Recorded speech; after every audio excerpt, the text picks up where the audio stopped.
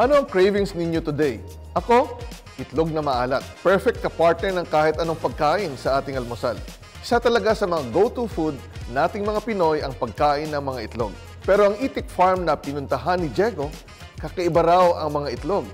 Bakit kaya? Tara at alamin kung ano na naman kaya ang kinalaman ng siyensya rito.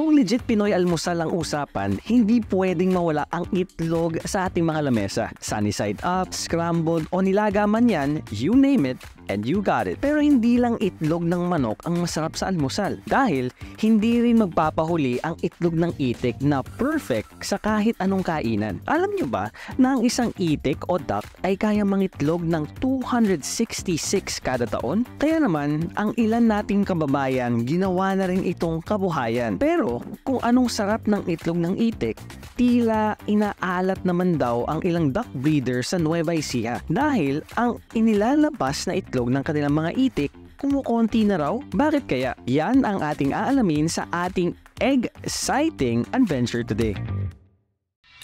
What is up? This is Diego with a J.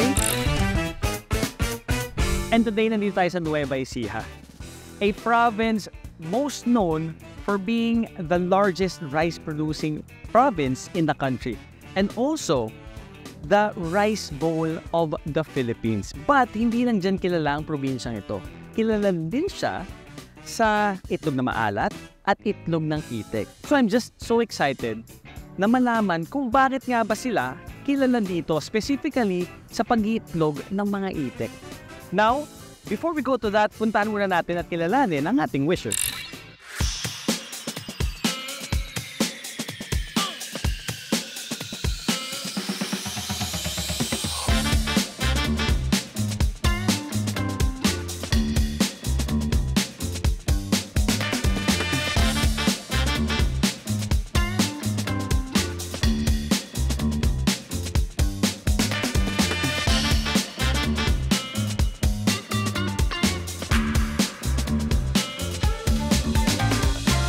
Ngayon, nandito na tayo sa farm ng ating wisher. Makakasama natin si Sir Mark Paul Perez. Sir, magandang araw po sa inyo. Thank you so much po for welcoming us. Na-curious lang ako, sir, kasi hindi naman lahat ng tao ay agad-agad pumapasok sa pagninegosyo ng pag-iitik. So, pwede niyo bang kwento sa amin, sir, kung paano kayo na pasok? Ito na ba talaga yung hanap buhay niyo o meron pa kayo dating ginagawa? Noong 2020, medyo pumina yung kita sa palay gawa nung tumaas yung mga inputs. Yan. Kaya tapos hindi na sapat to sa pamilya, pang gastos. So naghanap kayo ng mangwi. Nakita ko yung isang kaibigan ko na matagal na rin nag-iitik. Nagpaturo ako. Doon ako nag-start. So ano yung mga challenges, sir, na na-encounter nyo nung first yung nag-iitik? Ayan, sir. Yun nga, sir, pagka may stage na sila yung tulad yan yung naglalagas ng mga bakpak. Ayan. Isang cost na yan ng medyo bababa na yung production ng itlog nila. Liliit yung kita. Ganyan. Kumisan yung kalamidad, may bagyo, mabubulabog sila, nai-stress sila. Isang cost dyan yun ng ng production. Yes, sir. So ngayon, sir, na naglulugon sila, pwede nyo ba kami bigyan ng average na itlog sa isang araw? Bali, sir, naglalaro na lang, sir, sa 370, 350. Yes, sir, malayo.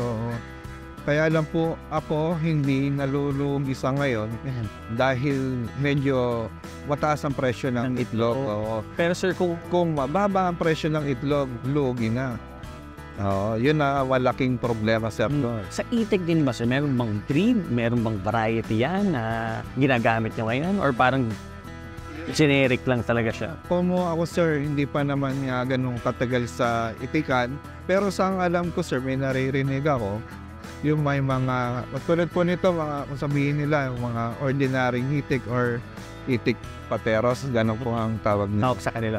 Tapos po, meron naman yung itik pinas. Ayan, meron itik pinas. Kaya lang, hindi ko pa rin totally alam yung na itik Yung pinas. breed Mga na breed yun. na lahat. Okay. Moving forward, sir, sa inyong negosyo, ano sa tingin niyo yung makakatulong sa inyo para mas, again, kumanda, dumami, yung itlog nyo, tsaka yung maging standard ba yung size? Kailangan pa rin ng patuloy na pag-aaral. Magtanong pa rin doon sa mga expert or matagal na talaga sa industriya ng pag-iitik. Para mas lumawak pa. Yes, sir. Well, sir, you are in luck kasi meron tayong mga kaibigan from DOST na actually, sir, this is a research and development sa isang department ng Department of Science and Technology na nakagawa sila ng isang breed.